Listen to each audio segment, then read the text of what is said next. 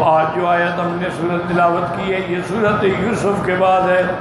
سورت یوسف کے اندر حضور پاک کی عظمت تھی اور تسلی تھی حضور کے دل کے لیے، کیونکہ جیسے یوسف علیہ السلام کو بھائیوں نے ستایا، میرے بدری کو بھی بھائیوں نے ستایا، پھر جیسے یوسف علیہ السلام کامیاب ہوئے اسی طرح میرا بدری بھی کامیاب ہوا۔ جب یوسف علیہ السلام کے سامنے سارے بھائی سرنگوں کھڑے تھے، اسی طرح مکے میں فتح مکہ کے موقع پر بھی مکے کے کافر دشمن جو تھے وہ سر جھکا کے سب حضور کے سامنے قیدی بن کے کھڑے تھے۔ تو اس صورت کا تعلق اور اس کی مشابہت جو ہے میرے بدری پاک کے قصے سے ہے۔ اب اس کے بعد یہ سورۃ الرعد یہ بدریہ ہے، تقریباً اس کی 43 آیات ہیں اور اس کی ابتدا بھی حروف مقطعات سے ہے۔ بسم اللہ الرحمن الرحیم، الف لام میم را۔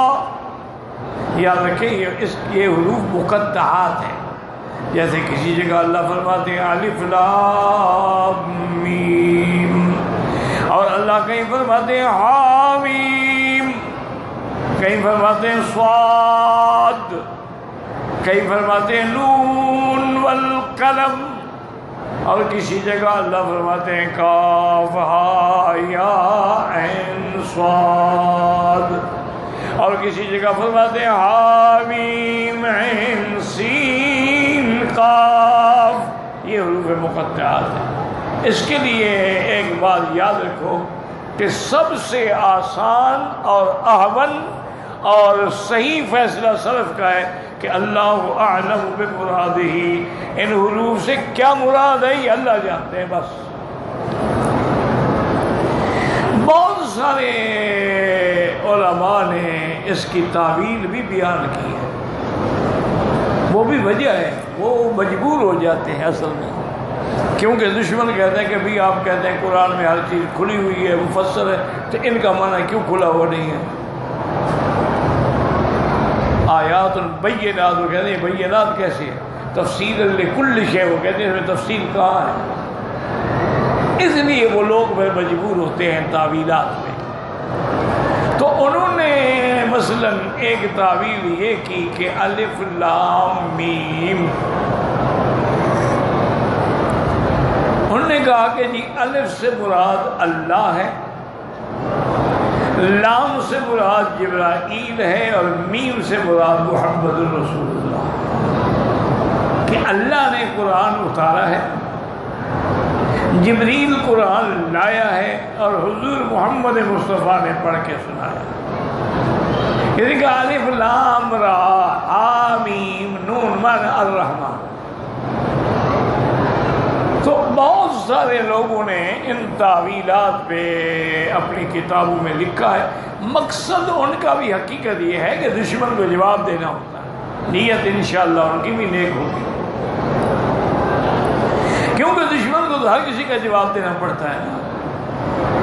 تو ایک عیسائیوں کا بہت بڑا پادری تھا، تو انڈیا میں وہ دلی میں اس نے جلسہ رکھا ہوا تھا اور چیلنج کر رہا تھا کہ بھئی میں ثابت کرتا ہوں کہ عیسیٰ خدا کا بیٹا ہے، اگر مسلمانوں میں طاقت ہے تو میرے مسائل کا اور میرے دلائل کا جواب دیں۔ حضرت نانوتوی رحمۃ اللہ علیہ، یعنی حضرت محمد قاسم نانوتوی جو شیخ اور جو بانی تھے دارالعلوم دیوبند کے، انہوں نے چیلنج قبول کیا، لیکن وہ لوگ بڑے متواضع تھے، بڑے اللہ والے تھے۔ اسٹیشن ایک پہلے حضرت اتر گئے کہ بھئی اگر اسی اسٹیشن پہ اتروں گا تو آگے لاکھوں کا جلوس ہوگا، استقبال کریں گے۔ حضرت کو استقبال پسند ہی نہیں تھا۔ اب وہ جناب چیخ رہا ہے کہاں گیا ان کا مولوی، اور کہاں گیا ان کا نانوتوی، اور کہاں گیا اس کے بھائی حضرت تو ایک گاڑی پہلے اتر گیا نا اسٹیشن، وہ تو وہاں سے بیچارے ٹانگا پکڑ کے آ رہے تھے، ان کو دیر لگنی تھی۔ اسی دوران میں ایک بندہ جلسے کے آخر میں چھاپڑا لگائے گاجریں بیچ رہا تھا، شکر کنڈی، کیا سوچی اس نے وہی اپنی ریڈی وہی چھوڑی اور نکلتے نکلتے نکلتے اسٹیج پہ پہنچ گئے. پادری نے پوچھا کہ کیوں منہ پر آ رہے؟ انہوں نے کہا حضرت میرا بھی ایک سوال ہے، آخر آپ کو اتنا بڑا علم ہے تو ہمیں بھی تو پوچھنے کا حق ہے، نہ پوچھ. انہوں نے کہا آپ کے خدا کی عمر کتنی ہے؟ اب عیسائی کو تو پسینے چھوٹے، کیا بتائے؟ انہوں نے کہا بڑے بدبخت ہو، وہی اول ہے، وہی آخر ہے، وہی ظاہر ہے، وہی باطن ہے، اس کی عمر میں کیسے بتا سکتا ہوں؟ وہ تو سب سے پہلے ہے، ہمیشہ باقی رہیں گے. اور اس نے کہا یار پھر یہ بتا دو. جو دوسرا سوال میرا یہ ہے کہ اس کے بیٹے کتنے ہیں؟ انہوں نے کہا ایک ہے. کوئی بیٹی؟ انہوں نے کہا بیٹی شیٹی کوئی نہیں. انہوں نے کہا کمال ہے، میں شکر قندی بیچتا ہوں، میرے 10 بیٹے ہیں. تمہارا خدا اتنا کمزور ہے کہ اتنی عمر کے باوجود صرف ایک بیٹا ہے؟ ایسا خدا کمزور میں نہیں مانتا. وہ حضرت نانوتوی کے آنے سے پہلے پادری صاحب جلسہ چھوڑ کے بھاگ گئے. اس کو کیوں آخر ایسے لوگوں کو ایسا جواب دینا پڑتا ہے؟ یہ مجبوری ہوتی ہے کہ اسی لیے کہتے ہیں نا کلم الناس علی قدر عقولہم، جو ان کے عقل کے مطابق بات ہو وہ کر. اگر آپ علمی بات کریں گے، فلسفہ بیان کریں گے، ان کو کیا پتہ ہے؟ اسی طرح بڑا مشہور تاریخی واقعہ ہے ہندوستان کا، یہ اکبر بادشاہ کے زمانے کی بات ہے کہ ان کے جو تھے نا اپنا کچن کیبنٹ، یعنی جو خاص مشیر لوگ تھے، ان میں ابو الفضل بھی تھا، فیضی بھی تھا، اور ملا دو پیادہ بھی تھا. وہ بادشاہ کے پاس آتے تھے، علمی باتیں بھی ہوتی تھیں، ہنسی مذاق بھی ہوتی تھی. اب وہ یہ چاہتے تھے کہ فیضی کہ مجھے بادشاہ کے ساتھ موقع ملے تاکہ میں اس کو شیعہ مذہب سمجھاؤں. یہ دین اکبری جو ہے نا انہوں نے بنایا تھا. لیکن مصیبت یہ ہے کہ یہ ملا دو پیادہ ایسا پاگل ہے، آ جاتے ہیں ہر بات پہ کوئی نہ کوئی مذاق کر دیتا ہے، بادشاہ ہنس پڑتا ہے، بات رہ جاتی ہے. انہوں نے بادشاہ سے کہا کہ حضرت ایک تو ہمیں ملاقات کا ٹائم دیں، اور ایک شرط یہ ہے کہ یہ ملا دو پیادہ نہ ہو. کہا بھائی کیسے بات کرتے ہو؟ جیسے تم میرے مشیر ہو، وزیر ہو، میرے ساتھ رہنے والے ہو، وہ بھی تو دوست ہے، اس کو کیسے منع کریں ہم؟ انہوں نے کہا حضرت پھر بات ہو نہیں سکتی ہے. انہوں نے کہا اچھا ایسا کرتے ہیں، میں اس کو کہہ دوں گا کہ وہ بولے گا نہیں، بات نہیں کرے گا، خاموش بیٹھا رہے گا. انہوں نے کہا جی پھر ٹھیک ہے. بادشاہ نے حکم دیا کہ سب فلاں وقت پہ آ جاؤ، لیکن انہوں نے کہا ملا دو پیادہ سے کہ خبردار تم نے بات کوئی نہیں کرنی، میں نے ان سے وعدہ کیا اور بادشاہ کی زبان. انہوں نے کہا ٹھیک ہے حضرت میں نہیں بولوں گا.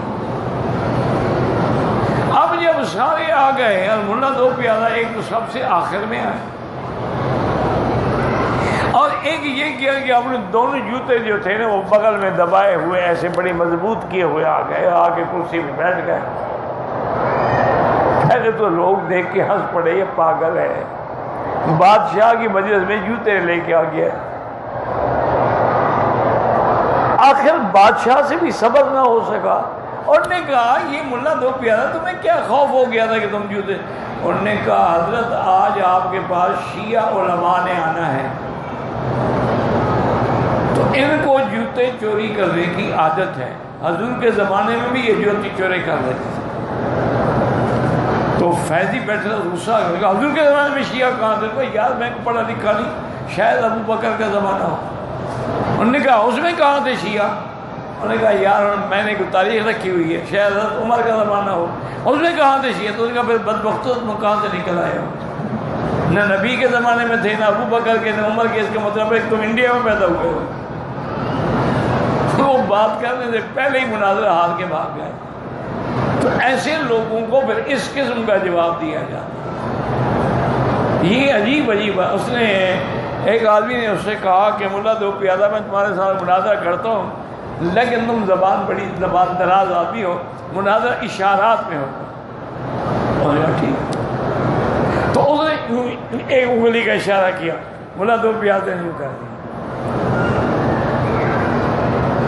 اس نے تھپڑ کا اشارہ کیا، انہوں نے مکہ بنا کے دکھا دیا. مناظرہ ختم ہو گیا.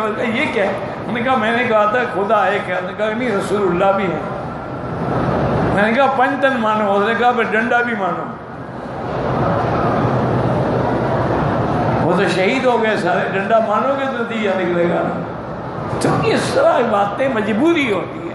اس لیے ورنہ معنی یہی ہے کہ اللہ اعلم بمرادہ، اس کا معنی اللہ جانتے ہیں کوئی نہیں. چونکہ اگر ہم تعویل کریں گے نا، پھر شیعہ نے بھی تعویل کی ہے. کاف ہا یا عین صاد. انہوں نے کہا کاف سے مراد کربلا ہے، ہا یا سے ہلاکت یزید ہے، اور عین سے مراد عطش حسین ہے، اور صاد سے مراد صبر حسین ہے. انہوں نے بنا لیا. اگر تم تعویل نہ کرتے ان کو بھی کبھی جرأت نہ ہو. تم اگر اذان سے پہلے صلاۃ والسلام نہ پڑھتے ان کو بھی علی ولی اللہ کا لفظ بڑھانے کی طاقت نہ ہوتی. جب تم نے اذان کو بگاڑ دیا، حضور کی اذان نہیں رہنے دی، انہوں نے بھی کلمہ بگاڑ دیا. یہ تو قاعدہ. اس لیے اللہ فرماتے ہیں الف لام میم را. اچھا اس میں ایک اختلاف ہے کہ کیا حضور کو ان حروف کا علم اللہ نے دیا ہے یا نہیں دیا ہے. بعض علماء فرماتے ہیں اللہ نے علم دیا تھا لیکن آپ کو آگے بتلانے کی اجازت نہیں تھی. اب بعض علماء کہ نہیں، اللہ نے کسی کو بھی نہیں دیا. تلک آیات الکتاب، میرا مدنی جو آپ پڑھ رہے ہیں یہ اللہ کی کتاب کی آیات مبارکہ ہیں، اور اللہ پاک نے اتاری ہیں. والذی انزل الیک من ربک الحق، وہ ذات ہے جس نے حق کے ساتھ آپ پہ اپنی کتاب اتاری ہے. ولکن اکثر الناس لا یؤمنون، لیکن یہ لوگ سمجھنے کے باوجود بھی ایمان نہیں لے آتے ہیں. اعتراض کرتے ہیں کہ یہ قرآن حضور پاک نے خود لکھا ہے، حالانکہ اللہ نے فرمایا یہ تو وہ کتاب ہے جو ہم نے آپ پہ اتاری ہے. اتارنے والا کون ہے؟ اللہ الذی رفع السماوات بغیر عمد ترونها، وہ ذات ہے جس نے آسمانوں کو کھڑا کیا ہے بغیر کسی ستون کے. بعض علماء نے کہا بغیر عمد، ستون ہے ہی نہیں، اور بعض علماء نے کہا ستون تو ہیں لیکن تمہیں نظر نہیں آتے، تم دیکھ نہیں سکتے ہو. اصل بات یہی ہے کہ ستون نہیں ہے. اس کو کہتے ہیں جذب و انجذاب. یہ مشکل مسئلہ ہے، اب منہ سے نکل گیا میں کیا کروں. تو بہرحال اس کو آسان بات یہ جذب انجذاب کیا مانا، ایک چیز ادھر ایسے کھینچ، ایک ایسے کھینچ، تو ایک دوسرے کی کشش سے چیز کھڑی رہتی ہے. تو یہ بھی جذب و انجذاب کے ساتھ معلق ہے، نہ ان کے کوئی ستون ہے نہ ان کی کوئی چیز ہے. اس لیے فرمایا بغیر عمد ترونها ثم استوى علی العرش، پھر اللہ کی ذات نے استوا فرمایا عرش پہ کما یلیق بشانہ تبارک و تعالی. اور وہ ذات وسخر الشمس والقمر، جس نے سورج اور چاند کو مسخر کیا. کل یجری لاجل مسمی، سورج چاند ہر چیز اپنے وقت مقرر کے لیے چل رہی ہے، اپنے اپنے دورے کو مکمل کر رہے ہیں، نہ آگے ہو سکتے ہیں نہ پیچھے ہو سکتے ہیں. یدبر الامر، ساری کائنات کی تدبیر عمل کرنے والی اللہ کی ذات ہے. یفصل الآیات، اور کھول کھول کے اللہ نے نشانیاں بیان کی ہیں. لعلکم بلقاء ربکم توقنون، یعنی اللہ کی نشانیاں اور دلائل ہیں جو اس بات میں دلالت کرتے ہیں کہ لا الہ الا ہو، کوئی معبود برحق نہیں مگر اللہ. وَأَنَّهُ يُعِيدُ الْخَلْقَ إِذَا شَاءَ كَمَا بَدَأَ، اور وہ اسی دنیا کو دوبارہ اٹھائیں گے، اسی مخلوق کو دوبارہ اٹھائیں گے. جو پہلے بنانے پہ قادر ہے وہ دوبارہ اٹھانے پہ بھی قادر ہے. واللہ اعلم.